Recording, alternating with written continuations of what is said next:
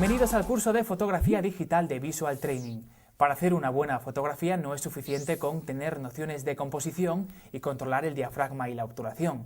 Es necesario tener un profundo conocimiento de nuestra cámara digital para así aprovechar al máximo todas sus funciones. Si además entendemos cómo es el proceso de captura de una imagen digital, estaremos mucho más cerca de conseguir la imagen que queremos y no la que quiere el automatismo de nuestra cámara. A continuación veremos cómo funciona nuestra cámara digital. Eso sí, será con un lenguaje sencillo y con ejemplos prácticos.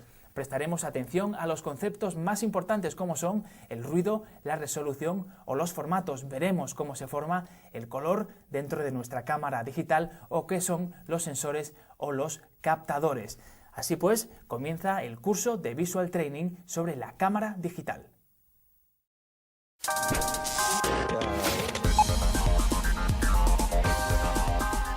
Hoy nos acompaña Ezequiel Blufstein, diseñador gráfico y profesor de la prestigiosa Escuela de Fotografía EFTI. Bienvenido, Ezequiel. Gracias, Juan Pablo. Vamos a tratar en este primer punto la imagen digital y el píxel. Cuéntanos en primer lugar qué es una imagen digital. Bien, principalmente tendríamos que explicar que existen dos formatos de imagen digital o dos formas de estructurar una imagen digital. Una es la que habitualmente se conoce con el nombre de sistema vectorial, que quizás es menos conocido porque es un sistema que quizás no sirve o no es tan práctico a la hora de representar una foto. Por lo tanto, se utiliza más para todo lo que sea gráficos y logotipos, imágenes planas, ¿vale? Por otro lado, tenemos este otro sistema que es el que casi todos alguna vez hemos oído nombrar la palabra bitmap, que significa mapa de bits, y que es una imagen que sí es un sistema fotográfico y que sí nos permite representar de una forma muy fiel una fotografía y que se basa sobre todo en la utilización de un módulo muy pequeño que es el que se conoce con el nombre de píxel. Así que píxel, digamos que es una unidad mínima, ¿no? Sí, podríamos definir el píxel como el átomo o la unidad más pequeñita en la estructura o en la composición de una imagen digital o de una fotografía digital. Te pongo un ejemplo.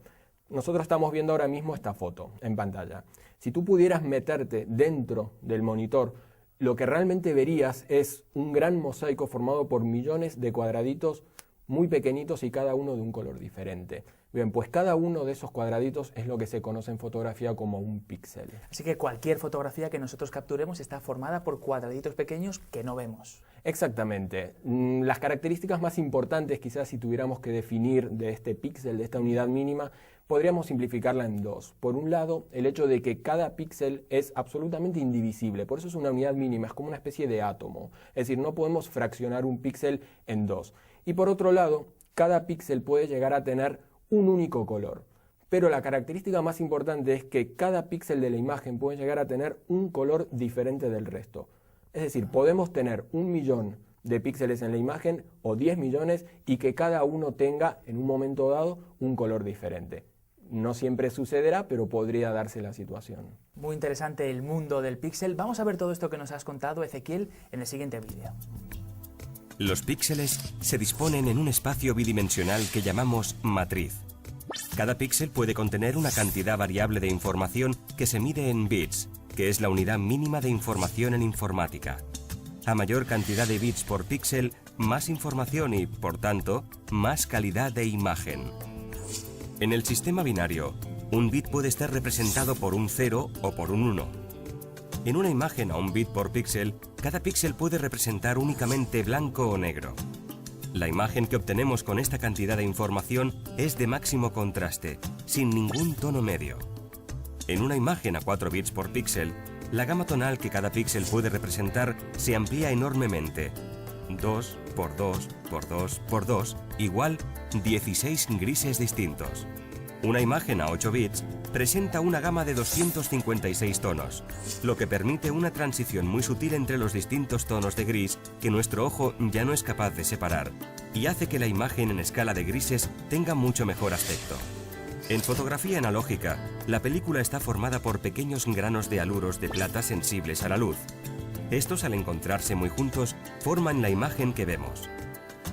En fotografía digital, estos granos pequeñitos son sustituidos por píxeles. La imagen que obtenemos, ya sea a través de una pantalla o un escáner o una cámara digital, es un enorme mosaico de millones de píxeles. Un píxel solo puede ser de un color, rojo, verde, azul o de una mezcla de los tres. pero solo de un color. El píxel, Ezequiel, tan pequeño como importante. Pues sí, Juan Pablo, sí que es importante, la verdad, porque aunque realmente es pequeño y no lo vemos, el píxel es la estructura de cualquier foto digital que nosotros podamos hacer. O sea que realmente cuando nosotros estemos viendo una foto o editando o ajustando una foto, realmente lo que estamos haciendo es corregir píxel por píxel, aunque evidentemente no nos demos cuenta, claro. Vamos a ver en el siguiente punto cómo se genera la imagen dentro de una cámara digital.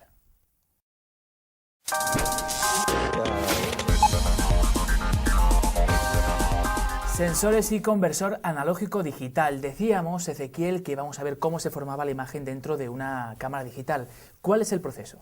Bien, principalmente si tuviéramos que establecer una estructura básica en la formación de la imagen digital, tendríamos que hablar sobre todo de tres partes. Es decir, una vez que la luz atraviesa el objetivo de la cámara, hay sobre todo tres bloques que son, por un lado, el sensor o captador de la cámara, por otro lado, lo que es el conversor analógico digital, y por otro lado el almacenamiento.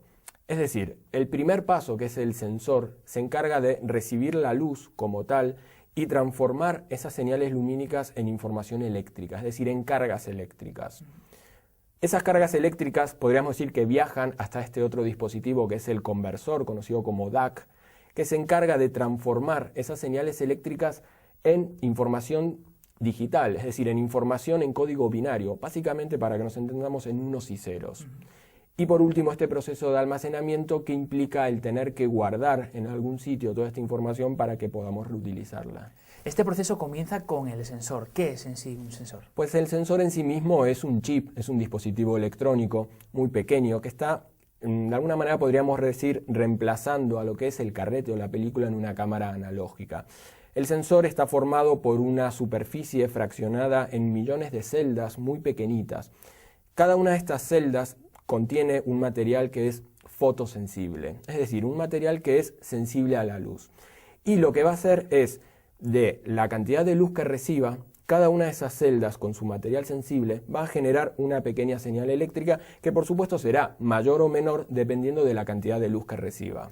¿Y hay varios tipos de sensores o hay uno solo? Bueno, principalmente hay dos tipos de sensores en el mercado que son los que se conocen con el nombre de CCD o CMOS, que principalmente son dos tecnologías, dos formas de fabricarlos bastante diferentes entre sí y que cada uno tiene, pues, como todo, sus ventajas y sus desventajas. Pues vamos a ver en el siguiente vídeo todo lo que nos has dicho, pero un poquito ampliado y por supuesto de una manera más visual. Conversor analógico digital. En la fotografía digital, el sensor electrónico es el equivalente del carrete convencional. Se trata de un chip formado por millones de componentes fotosensibles que funciona convirtiendo la luz que capta en señales eléctricas que formarán la imagen. Cada uno de los elementos fotosensibles del sensor se denomina píxel, Picture Element. El número de píxeles del sensor se suele medir en millones de píxeles o megapíxeles.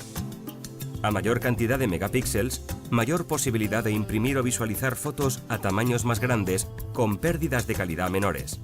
Una resolución de 2 megapíxeles se suele considerar la mínima para la impresión de fotografías a tamaño 10 por 15 centímetros. En cuanto a la tecnología de los sensores, las más extendidas actualmente son sensor CCD. Es el más extendido tanto en fotografía como en vídeo. Sensor CMOS, que va ganando popularidad gracias a su menor consumo de energía y su menor coste de fabricación.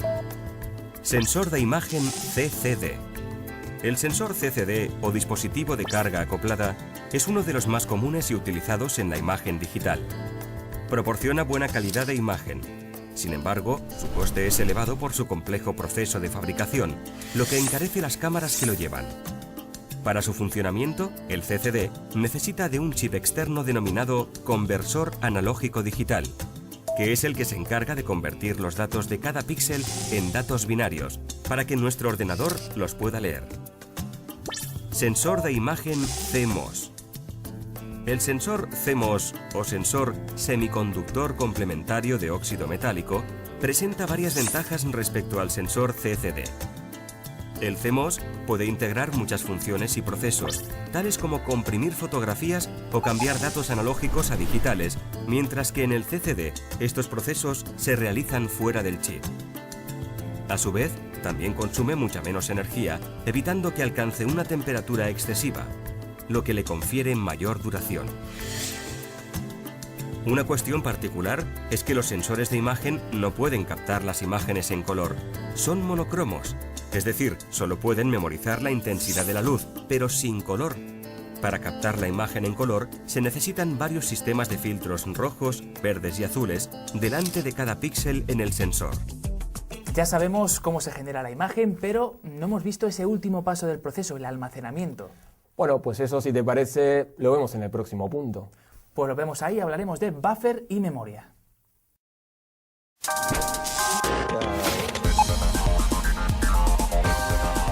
Decíamos que una imagen está formada por píxeles y esos píxeles por unos y ceros. Pero ¿dónde se almacena tanto número, Ezequiel? Bien, pues evidentemente la información que se genera, esta información digital, como bien dices, estos unos y ceros, hay que guardarlos en algún sitio. Es decir, hay que tener en cuenta que la información digital, los unos y los ceros, al final son información volátil. Es decir, no están escritos en ningún lado hasta que no tomemos la decisión de que esto se tiene que guardar en algún lado. Sí, te iba a decir que buffer y memoria, este es el título de este punto. La memoria nos suena, pero el buffer quizá menos, ¿no? Bien, pues podríamos decir que el almacenamiento de la información digital dentro de la cámara se produce en dos instancias. Es decir, en una instancia previa, que es esto que tú me preguntas, que es el buffer, que es como una especie de almacenamiento muy rápido. Es decir, cuando uno dispara una foto, o si uno, por ejemplo, utiliza modos de la cámara que sacan muchas fotos en un segundo, toda esa información, al generarse tal volumen de unos y ceros, de alguna manera hay que guardarlo en algún sitio que sea un sistema muy rápido. Es decir, se tiene que poder almacenar de una manera casi inmediata. Pues para eso existe el buffer. No es una memoria excesivamente grande, pero sí permite grabar información a una velocidad muy, muy rápida. La memoria ya nos suena más, son las típicas tarjetas que Exacto, podemos ver aquí. sí, estas tarjetas que podemos ver aquí, por ejemplo, son dos modelos de tarjetas de memoria que son las que utilizan sobre todo la gran mayoría de las cámaras digitales. Sobre la tarjeta, pues hay varios tipos, ¿no? Hay varios tipos, es un mundo muy grande, tenemos de diferentes formatos, de diferentes tipos de fabricación. Todas se basan en un mismo estándar, que es el tipo de memoria que utilizan. Esto quizás suene un poco raro, pero esto es lo que se conoce como la memoria flash. Es decir, es un tipo de memoria de una velocidad de lectura y escritura bastante rápida y todas las tarjetas, por más diferentes de marcas o modelos que sean, todas se basan en el mismo tipo de memoria. Para ver de una manera más clara todo lo referente a la memoria, os hemos preparado el siguiente vídeo. El buffer es la memoria de la cámara reservada para el almacenamiento temporal de información digital mientras que está esperando ser procesada. Una vez se ha finalizado la captura de la imagen, se traslada a la tarjeta de memoria. La tarjeta de memoria se caracteriza porque se puede borrar y reutilizar. Se puede sacar de la cámara e introducirse al ordenador o directamente a la impresora. Existen diferentes clases de tarjetas. Algunas de ellas pueden almacenar diferentes tamaños de archivos, dependiendo de la capacidad de cada una y del precio de adquisición. Las clases de tarjetas de memoria flash más comunes son Compact Flash y Secure Digital Card, SD. Las tarjetas Compact Flash son unas de las mejores del mercado, ya que presentan todos los tamaños y a un precio muy competitivo por megabyte de almacenamiento. Es considerada la tarjeta de los profesionales por su alta capacidad de almacenamiento de datos y velocidad en lo que respecta a la escritura de información. Secure Digital Card, SD, se caracteriza porque presenta un tamaño muy reducido. Su formato y su coste razonable la hacen muy popular. Se puede utilizar las tarjetas SD en todos los aparatos electrónicos tales como reproductores de MP3, teléfonos o cámaras de foto digitales. Así que, Ezequiel, estos dos son los dos tipos más comunes de tarjetas. Sí, efectivamente, son los dos más comunes, el tipo SD y el tipo Compact Flash, pero vale aclarar que no son los únicos y también es importante aclarar que realmente uno no siempre elige qué tipo de tarjeta quiere utilizar. Así que yo no puedo decir, bueno, yo voy a utilizar ahora pues esta, o esta que es más pequeña. No exactamente. Realmente quien decide qué tipo de tarjeta podemos utilizar es el fabricante de la cámara. Es decir, la mayoría de las cámaras traen un tipo de tarjeta que admiten, pero evidentemente en cámaras profesionales ya podemos encontrar modelos determinados que nos permiten pues igual elegir una o elegir otra y en ese caso sí podrías elegir. Yo creo que nos ha quedado claro. Vamos a ver a continuación cómo se forma el color dentro de una cámara digital.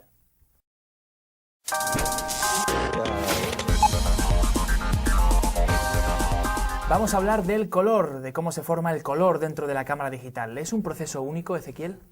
No, realmente en la formación del color existen sobre todo dos procesos o dos grandes formas de componer color, por llamarlo de alguna forma. Uno de los sistemas es el que se conoce habitualmente con el nombre de síntesis aditiva, que es básicamente, para entendernos, la posibilidad de formar color a través de luz, es decir, a través de la mezcla de diferentes luces. Este sistema sobre todo es el que se utiliza en sistemas de reproducción como puede llegar a ser, por ejemplo, la cámara o el monitor que tenemos aquí o un televisor, etc. Y el otro sistema, que es el que se conoce como síntesis sustractiva, que se basa en todo lo contrario, es decir, en sustraer luz y principalmente es el sistema que se utiliza para imprimir. Es decir, todas las impresoras que vayamos a utilizar se van a basar en este sistema que se conoce con el nombre de CMYK, y que se basa en impresión a través de estas 4 tintas. Así que el aditivo para captar las imágenes para la reproducción y el sustractivo para la impresión. Sí, podríamos definirlo de esa manera perfectamente. Bueno, pues vamos con el aditivo, que es el que nos interesa para la captación de imágenes, para la reproducción. Bien, pues en el sistema aditivo se basa sobre todo en la formación del color a partir de la sumatoria de luces. Es decir, partimos normalmente de ausencia de luz, y lo que vamos a hacer es trabajar con 3 luces principalmente, que son los que se conocen como los 3 colores primarios, es decir, el rojo, el verde y el azul. De ahí el famoso RGB que todos alguna vez hemos oído nombrar. Bien, pues el RGB se basa sobre todo en la posibilidad de poder mezclar diferentes colores primarios y formar o bien otros colores o bien infinidad de colores según la cantidad de color que metamos de cada uno de estos, o bien formar blanco con la mezcla de los 3 colores, o formar negro cuando los 3 estén ausentes. Muy bien, pues Ezequiel, como siempre hacemos en los cursos de Visual Training, vamos a apoyar todo lo que nos has dicho con un vídeo en el que vamos a ver todo un poquito más claro. En las cámaras digitales, la imagen en color se forma por la combinación o superposición de 3 matrices de píxeles RGB: rojo, R, verde, G y azul, B. Cada píxel se forma por la suma de información de estos 3 canales de color. Este dato se denomina profundidad de color. Vamos a explicar la formación del color en el modo RGB con más detalle.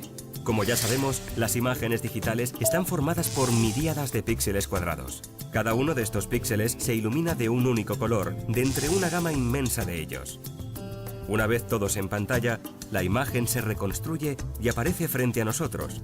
Pero los colores en el ordenador se crean utilizando 3 componentes básicos: rojo, verde y azul. Mezclando estos 3 colores básicos podemos obtener algunos otros, como por ejemplo, rojo más verde igual amarillo, o rojo más azul igual violeta. Para crear el color blanco, por ejemplo, el ordenador junta los 3 colores básicos al máximo de su potencia.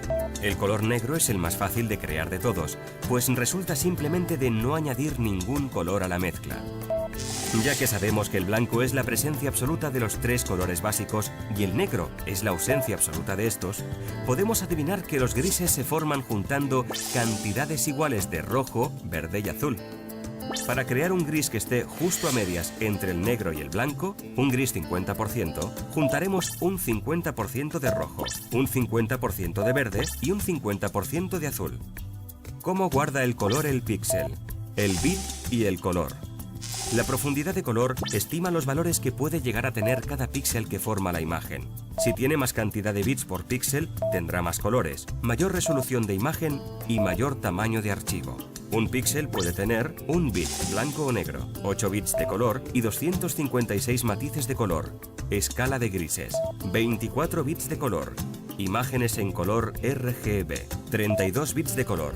Imágenes en color CMYK para impresión. La imagen digital puede ser en escala de grises o en color. La imagen digital que utiliza un solo bit para definir el color de cada píxel solamente podrá tener 2 estados de color, el blanco y el negro. 8 bits, escala de grises. Con 8 bits se muestra una imagen de 256 tonos de grises diferentes. Esto es comparable con una imagen tradicional en blanco y negro. 24 bits de color RGB. Una imagen digital en color se crea con los parámetros en RGB por la famosa síntesis aditiva del color rojo, verde y azul. Si anteriormente necesitábamos 8 bits para captar una imagen de 256 tonos de un solo color, ahora precisamos 8 bytes. es decir, 24 bits para llegar a representar el tono adecuado a cada píxel de la fotografía en color. 8 bits de color rojo, 8 bits de color verde y 8 bits de color azul. Así que cada puntito de la imagen está formado por 3 colores mezclados en diferentes cantidades. Exacto, cada punto de color que nosotros vemos en una foto realmente está formado por una determinada cantidad de rojo, una cantidad de verde y una cantidad de azul. Es decir, son 3 píxeles, pero superpuestos, con lo cual nosotros lo que vemos es un único píxel con la mezcla de estos 3 colores. ¿Y qué pasa con el blanco y negro? ¿Qué pasa con la escala de grises que veíamos en el vídeo? Bueno, pues aunque la foto esté formada o estructurada en rojo, verde y azul, realmente si estas 3 luces fueran exactamente iguales, es decir, si el rojo, el verde y el azul tuvieran exactamente la misma intensidad, el resultado, lo que nosotros veríamos no es ningún color, es decir, veríamos un valor de gris. Con lo cual nosotros podemos formar perfectamente a partir de rojo, verde y azul imágenes en blanco y negro o más correctamente dicho en escala de grises. ¿El blanco cuándo se formaría? Pues el blanco se forma cuando las 3 lámparas, la roja, la verde y la azul, están encendidas a su máximo de potencia y ya que estamos, podríamos decir que el negro se forma en la ausencia de las 3 luces, es decir, el negro habitualmente es ausencia de luz. Vamos ahora con otro concepto también muy importante, la resolución.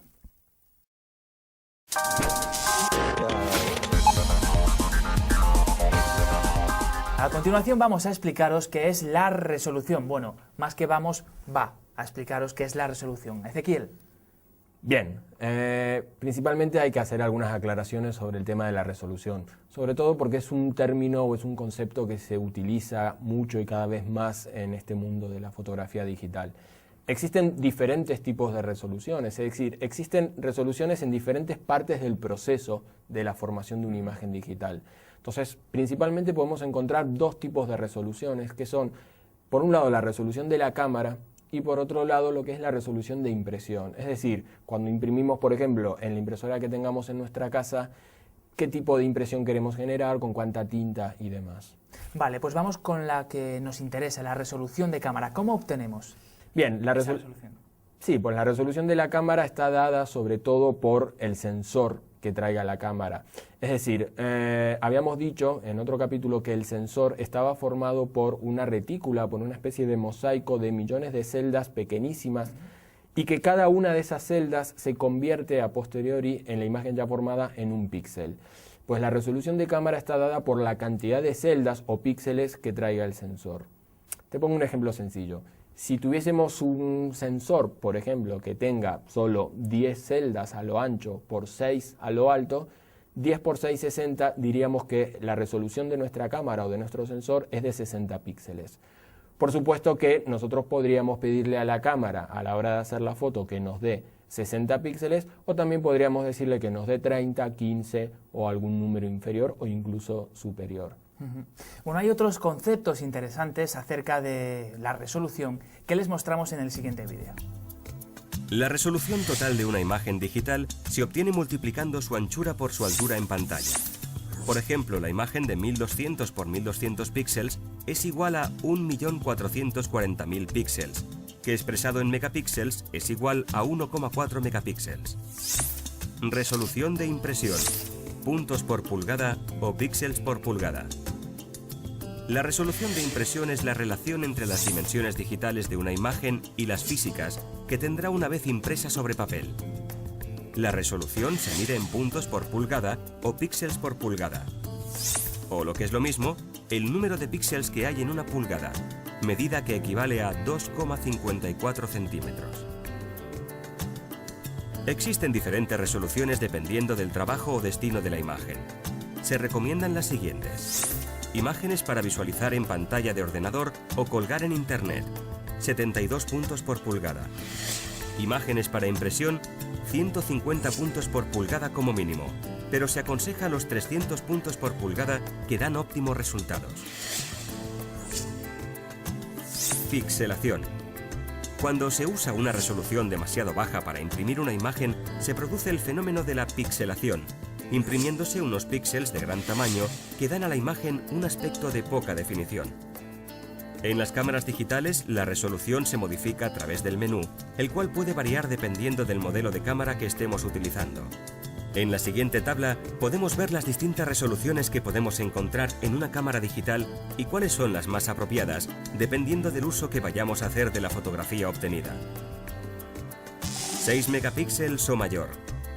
Con esta resolución podremos obtener copias de gran calidad en tamaño A3 o incluso mayores. 3 megapíxeles. Este tamaño de imagen es suficiente para imprimir fotografías en tamaño A4. 2 megapíxeles.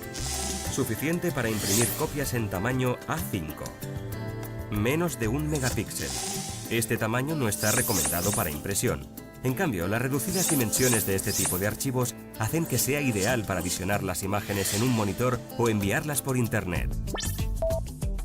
Entonces, Ezequiel, ¿tener más resolución, más píxeles, implica tener más calidad?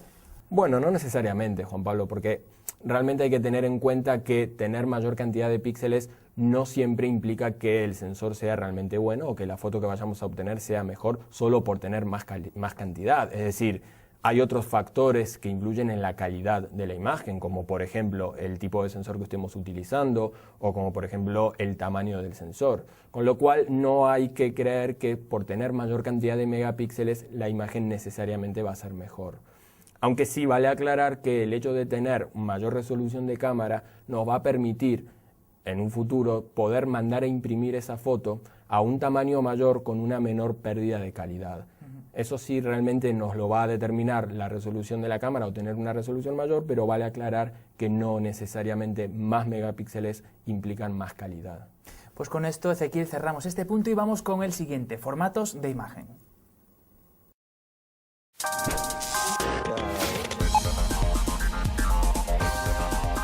Formatos de imagen, así se titula este punto del curso de fotografía digital. ¿Qué es un formato, Ezequiel? Bien, Juan Pablo, principalmente habría que empezar a explicar qué es un formato dentro del mundo informático. Es decir, cuando hablamos de un formato hablamos simplemente de una forma de codificar la información. Es decir, no hay que olvidarse que todos los ficheros digitales, sean del tipo que sea, están formados por lo mismo, por unos y ceros. Con lo cual, el formato es el que de alguna manera le da sentido y es el que determina de alguna manera qué programa o qué aplicación es el que va a ser capaz de poder procesar esa información. ¿Y qué tipos hay de formato? Bueno, en las cámaras de fotos principalmente nos vamos a encontrar con dos formatos. Uno es el muy conocido JPG y otro es el no tan conocido formato RAW. Bueno, ¿cuáles son esas diferencias entre ambos formatos? Bueno, digamos que el formato RAW, en crudo o en bruto de su traducción, es una especie de formato en el cual nosotros le pedimos a la cámara que nos dé la información tal cual fue vista por el sensor, es decir, por el sensor que trae la cámara. Esto significa que cuando nosotros le pedimos a la cámara que nos dé o que nos genere la imagen en formato JPG, realmente lo que está haciendo la cámara es procesar la información del sensor y armarnos una imagen con unos determinados ajustes que nosotros ya hemos preseteado en los ajustes que nos permite elegir la cámara. Cuando nosotros hacemos una foto en formato RAW, le estamos pidiendo que nos dé la información en bruto, es decir, tal cual fue procesada por el sensor, sin ningún tipo de valor añadido. Luego, a posteriori, estamos obligados a tener que hacer una interpretación de ese formato RAW para que esa foto se pueda utilizar, mandar por mail o imprimir o lo que necesitemos. Pues completamos este punto con el siguiente vídeo. Las principales diferencias entre el formato RAW y el formato JPG son las siguientes. Formato RAW. El formato RAW no es un archivo de imagen en sí mismo, por lo cual es necesario disponer de un software que suele